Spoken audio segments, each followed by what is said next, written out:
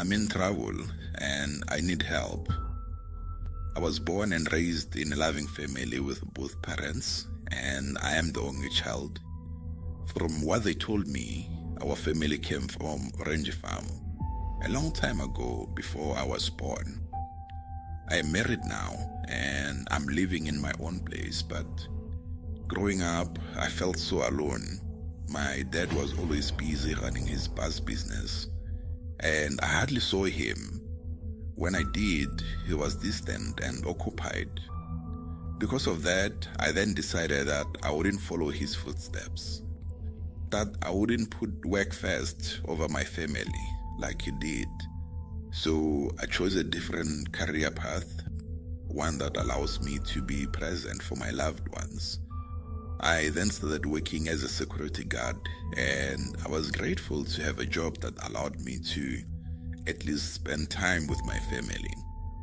A few years back, I received a call from my father's friend. We can call him Max. So Max told me that my dad has passed away and I am his only son, so I had to arrange his funeral. I didn't know how to feel. I had so many mixed emotions, but I knew I had to be strong for the sake of my family. I then arranged the funeral, and I couldn't help but to think about how distant we were with my father and how much pain he had caused me, and how I never got to resolve any of it with him. But in the end, I chose to forgive him, not for his sake, but for my sake. I had to take my family back home for the funeral, and we had to stay for at least a week after the funeral. It wasn't easy, it was difficult, but it was also a time for reflection and closure. I was grateful to have my family by my side. My dad's friend was at the funeral and he took care of everything, like family. I realized that he truly cared about my dad and that he was also grieving. The day after the funeral, he came back to see me, and I could tell that he had something important to say. He told me that I needed to keep the bus business going, that it was what my father would have wanted. So I had to agree, and he told me that he had the keys. So we arranged to meet the following day. I then went to the business site and I found him waiting for me. But he wasn't alone. There was this other man with him. From how he was dressed, I could tell that he was a traditional healer. I didn't know what to make of it, but Max introduced him as a friend of my dad. He then assured me that this was the way it was done, and my dad had always consulted with him before making any big decisions. So he told me that this traditional healer will help me manage the bus business and make sure that it continued to thrive. The traditional healer smiled and he welcomed me, and Max handed over the keys. It was official. I was now owning the bus business. While I was excited about owning the company, 4 men came where we were. One of them looked like someone I know who died long time ago. The Sangoma then sprinkled them with some liquid and said, "Obey your new leader." As he was saying that, I swear, I saw my dad appear out of nowhere. It was like he was there standing in front of the 4 men. The 4 men bowed their heads as if they were acknowledging some unseen force. I was so confused and scared at the same time. What was happening? What kind of powers did the Sangoma have? Those were the questions going on my mind.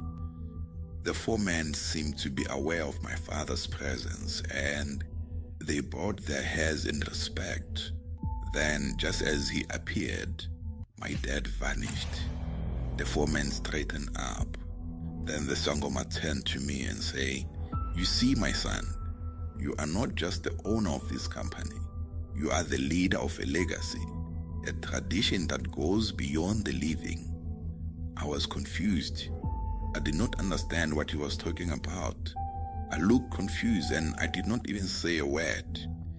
Then the Sangoma said he will understand in time. For now, just know that you are in charge, and your drivers will obey you no matter what.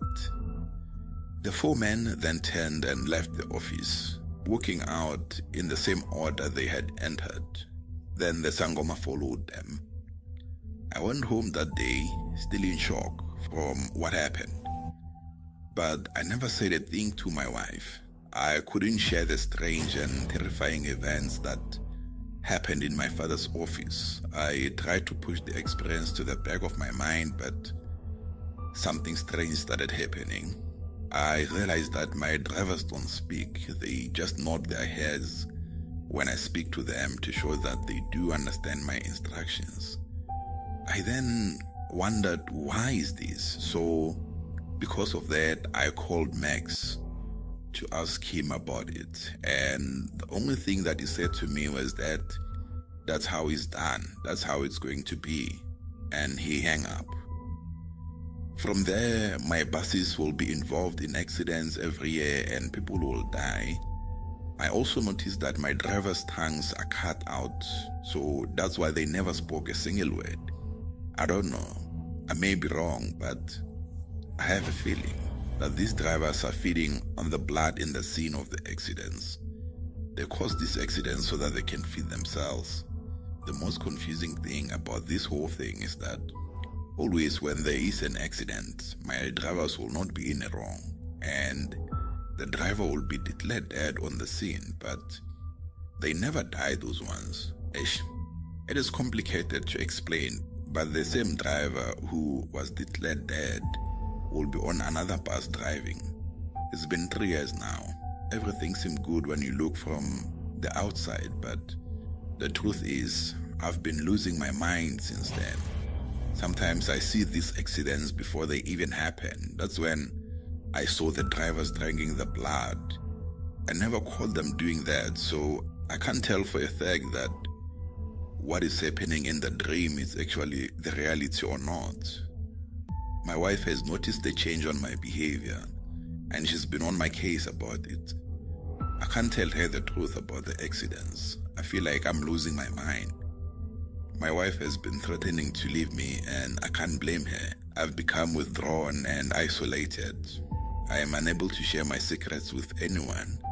I've tried reaching out to Max, but he's unreachable at the moment. And I even tried to sell the passes, but whenever I get a buyer, they will show up once and never show up again. And they will even ignore my calls afterwards without even giving me any explanation.